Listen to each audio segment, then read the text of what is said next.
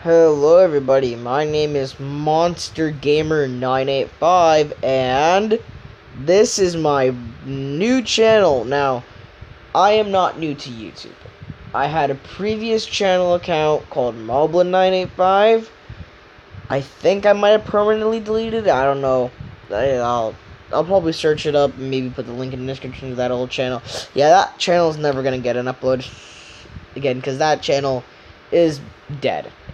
So if you did watch that old channel, then you'll know exactly what this game is.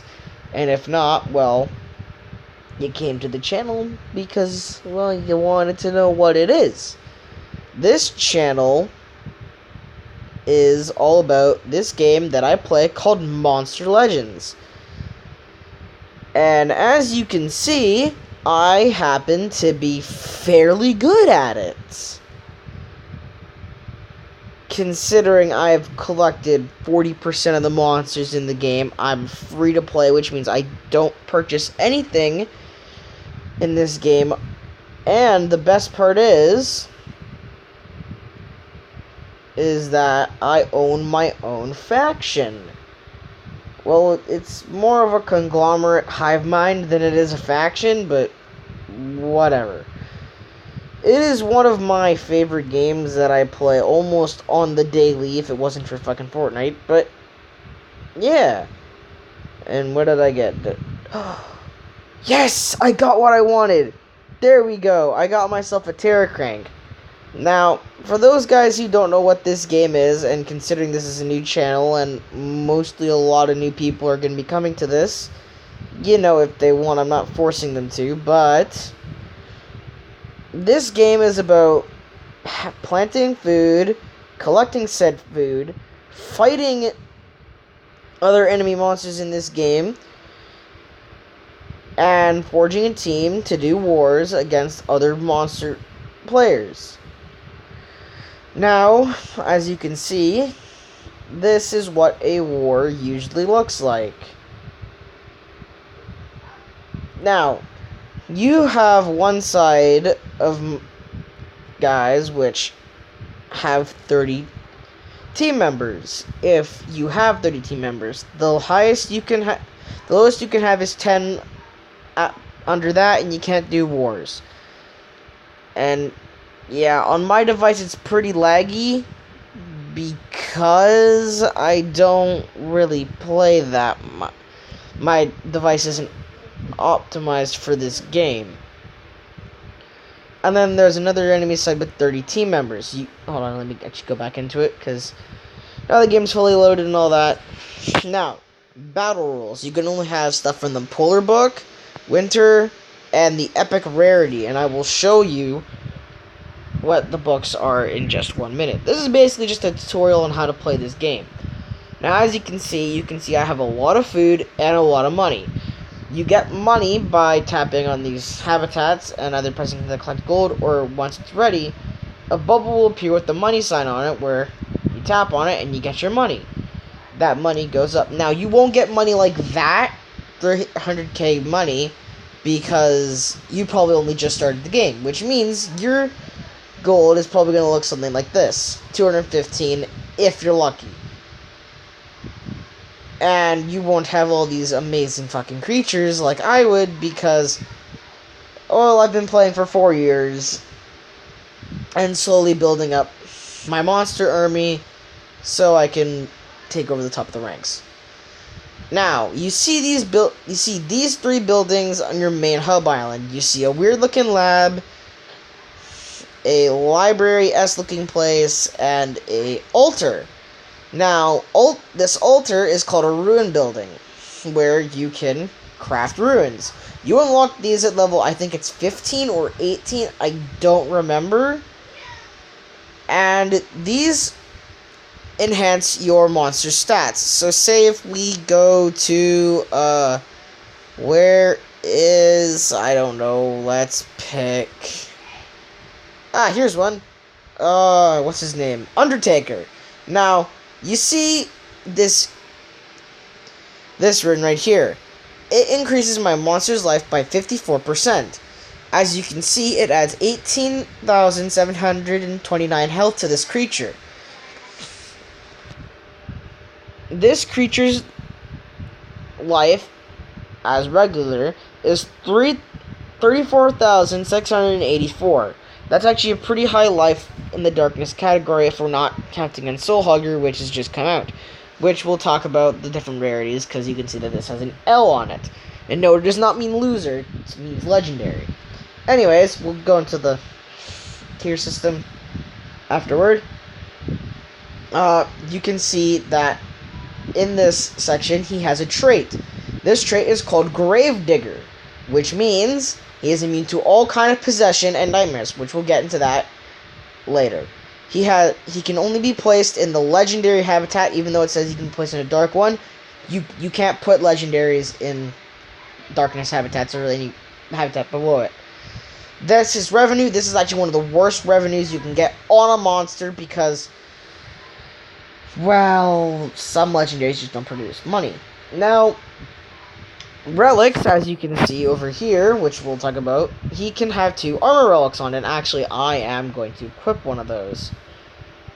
If stunned, sure, and I think there's a frozen one. Yeah, we'll equip that. Because he's not immune to those, he can be affected by that. So he puts up a shield after he gets stunned or frozen. Now, you noticed I was talking about relics. Now, there is a relics building. And, well, actually, first things first, I have to collect my chest. And yes, there are loot boxes in this game. Except it's not needed to actually play the game. You don't have to use these. Most of my stuff I've gotten is either from, actual playing the game or sometimes going to this. Now you can see, it's called a Relics Forge. There's Equip, Reliquary, and Shop. I don't tend to go into the shop often unless it's to collect my free chest, which is kind of shitty. But anyways, Reliquary. You can see I have a lot of frickin' relics. In fact, I have 119 of them, and if I scroll it all the way down, it's... yeah... Now you can see I have 2 golden-ish looking relics. These is the second best tier for relics. The last one is purple. And yes, I do have diamond relics. Game, you lying sack of shit. Anyways. So there's that. Now, what is this building over here? Well, you saw the recommendations and the requirements in the roar. It said polar and winter. This is where you can see any of the monsters that are either required in wars or what have not. Now, you can see there are different monsters in each page of a book. You are rewarded for however many, for all the monsters you collect, and you're rewarded either cells of this guy, speed ruins, and a small amount of food. I say small amount in air quotes, because sometimes it's ridiculous. And especially this. That pisses me off. Anyways, there are a lot of other monsters in this game, and more importantly, there's some that are good. This is where, after we look into this, we'll get into the tier system of the monsters. So, this is the, the Monster Lab, where you have 5 different tabs for 5 different sections of the place. First and foremost, we have the shop. This is where you can be buying most of your cells or breeding the monster and scrapping them down to the extraction area. But usually, if you have a metric fuck ton of money and you need to rank up a rare, there is the golden selection, which is usually half times pretty shitty monsters, but there have been times where it's not so much. Now, personally, I don't spend gems on this area unless there's a major sale going on. But other times, I just do this because I need to complete a quest. And actually, I would like to rank this guy up, which we'll demonstrate for you in just a minute. Now, we have the extraction area. Say you don't like a monster, and for this instance, I have this monster, Van K-Mark. Oh, and also, you can only scrap monsters that were duplicates. If you don't have the duplicate of that monster, you cannot extract it, which means you won't get the cells. So sorry if you had a bad ruin slot issues with your monster, which, as you saw, my Undertaker, he had 2 locked ruin slots. Sadness. Now, if we start extracting this guy, it'll warn you first. Are you sure? Once you've extracted cells of this monster will be lost. You cannot get this monster back. At all. Whatsoever. After extraction, it'll tell you how many of that monster I'll have left. Say this one, I'll then K mark. But I'm going to say no to this because I want to feed this guy to 90 so I can get the maximum amount of cells out of this guy. You go to the rank up section, it looks just the same. No difference, right? Except, you can rank up monsters and tearing them apart. See, this guy, I already have up to 1 star. So we'll rank him up again, so he can now be better. Now, usually it does not take 14 seconds. Most of the time, it takes more like 3 hours, 5 hours, or 2 days. Depending on what rank they are. But for rares and mostly side of the spectrum commons and epics, it doesn't take that long. So now we have... This guy is now level 80. You cannot go to level 85. Now we go to the crafting section. Now you can see I'm crafting a monster already. This monster happens to be a legendary. We'll go into that later. And this is where you store all of your cells of certain monsters. And you might be seeing this icon over here. Elementium. Elementium is the rarest and most precious of all monster cells, as it says up there. You can use this to swap in cells from other monsters. However, you have to have a certain amount of Elementium until you can craft that monster. Just now say, I really want Banzis, but I can't craft him because A, someone's already crafting, but you might say, how come there's 4 pods? You have to use gems to unlock the other pods. Which is kind of stupid, but whatever. Whatever floats this game's boat. A lot of it has to microtransactions, but it's not as much poured down your throat as if EA ran this company, which thank God it fucking doesn't, or else there'd be a paywall in other sections of the game. Now, hold on. How long have I been recording for? Okay, it doesn't matter. That's right, I'm verified. Benzies is, I've heard, really good. So, hey, I want to craft them. We'll go to the crafting section. Craft. Wait, why can't I craft him? There's no exclamation point on his crafting thing. This monster isn't in your monstergram. You need 3 more cells to be able to fill in the missing with the Elementium or the magical element or the elemental cells. Which is kind of reasonable because if you only had 1 cell of that guy, you could just use Elementium and whatnot. But you notice, you can't buy Elementium. You have to find it. And by finding it, I mean going into dungeons and, well, doing shit. So let's just take one good look at one monster that I got from cells. And quickly tap on this little icon over here. The rarity of the monster depends the strength and the gold it generates. The rarer the monster, the more stronger it usually is. So we have your basic common monster, which I actually have a few of. A uncommon monster, which I don't think I have a single uncommon monster because I don't really breed them, but whatever. You have rare monsters, epic monsters, and then legendary monsters. This is an instance of a legendary monster. Mind you, he's not really good, but he's a legendary monster nonetheless. Now, if we look on the opposite side of the spectrum, where is... Actually, I'm going to look for one that isn't ranked up, because ranked up one's actually pretty good. Metal Sword. You can see his max level is only 40. All open ruin slots, but why would you waste ruins on this guy? Like, seriously, why would you? He's absolute garbage. And you notice he can only learn metal-type skills. Not really useful. Now, if we say, look at... Hopefully I actually do have an uncommon monster. Ooh. I might not. Oh, shit. Well, all my rares are ranked up. So if we look at this rare, you can see he's up to level 90, but the max is actually level 75. And also, he's ranked up 3 times. You know? It's actually pretty good. Actually, let's look at... Oh, I do have an uncommon monster. Hey! Pyrook. This is an uncommon monster. His max level is 60. Where was that Pandakin? He is only level 8, I believe. Where is he at? I have no idea where I put him, actually. Oh, here he is. Pan. His max level is 75, so you take off that 8, it's a 7, that's the max level. So, it's okay. And then we look at an epic that hasn't been ranked up, which is Mega Hippie. Yeah, he's level 90, and his actual name is Hyperion, but whatever.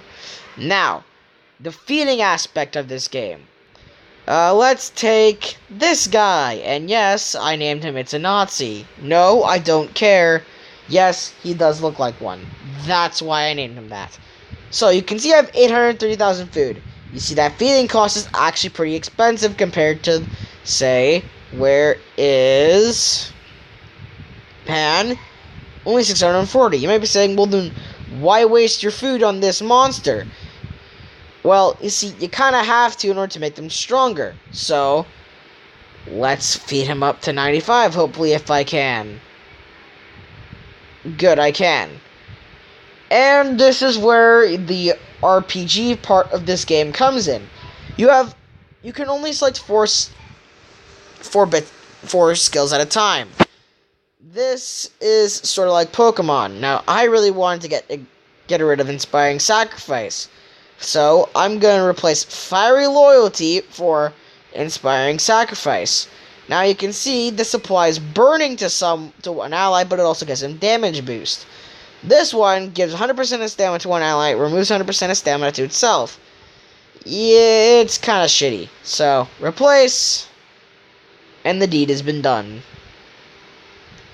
Now, you see all these numbers and all these gauges on this screen and all these terms, you're like, what the hell is going on?